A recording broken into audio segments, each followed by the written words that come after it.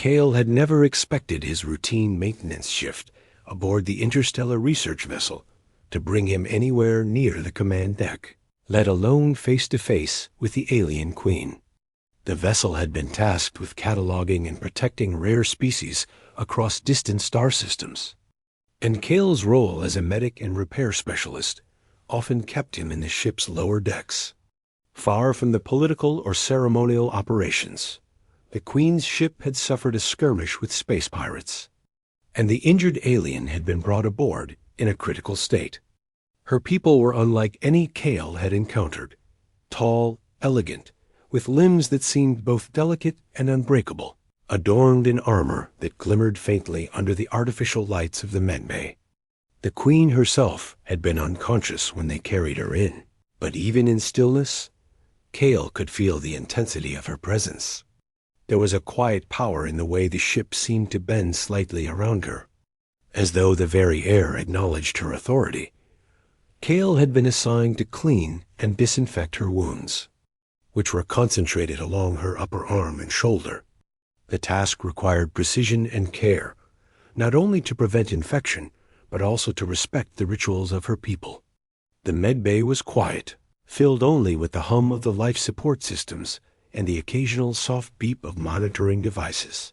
He worked methodically, wiping away blood and debris, carefully applying salves that his sensors confirmed were compatible with her alien physiology. The Queen's skin was different from human skin, slightly translucent, almost crystalline in some places, yet resilient. Kale marveled at the patterns beneath the surface, like veins of liquid light threading through her body. It was mesmerizing, but he knew better than to stare too long when he reached a particularly deep laceration near her shoulder joint.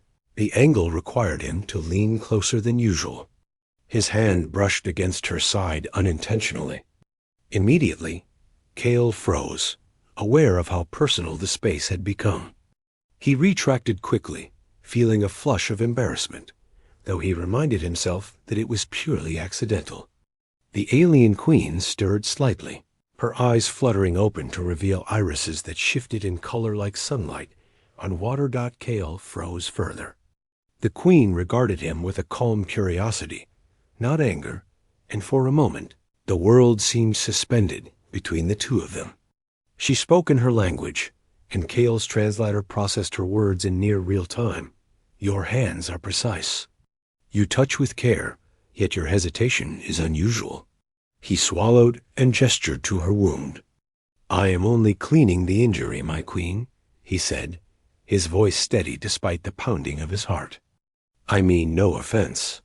The queen's gaze softened, though it carried the weight of centuries. Intentions are clear, yet accidents are revealing, she said, her voice low and musical.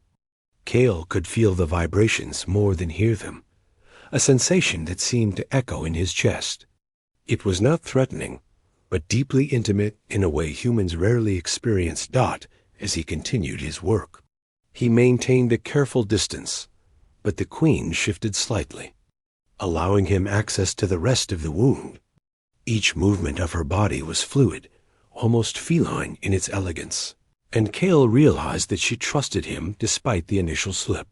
His focus intensified, ensuring every bandage was perfectly placed, every antiseptic applied with care. Hours passed, though it felt like minutes. Kale had developed a rhythm, a silent communication with the queen through touch and attention. By the time he finished, the injury was stabilized, and the queen was able to sit upright with assistance.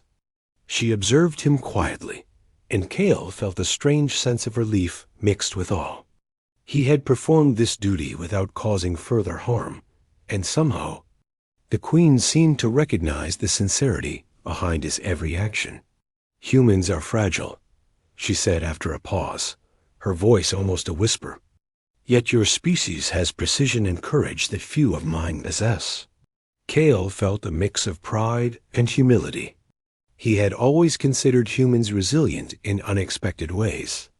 But to hear it from someone so alien, so powerful, reinforced that belief profoundly. In the days that followed, Cale was called upon repeatedly to assist the Queen with minor injuries or equipment adjustments. Each time, he observed her habits, the way she moved, how she communicated non-verbally with her attendants. And each time, there was a subtle acknowledgement from her, a tilt of her head, a flash of her irises that reminded Cale of the trust they had built, that it was not just professional respect. There was a deeper understanding forming.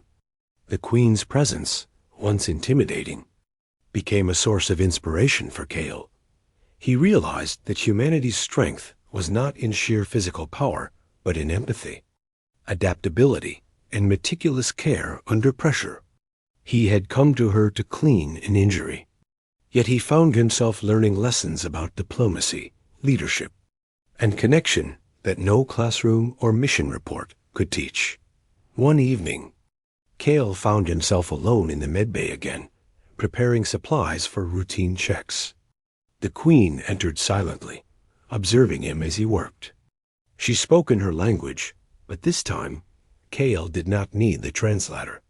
He understood through the tone, the gaze, and the gentle gestures she made. A recognition of shared effort, a mutual acknowledgement of competence.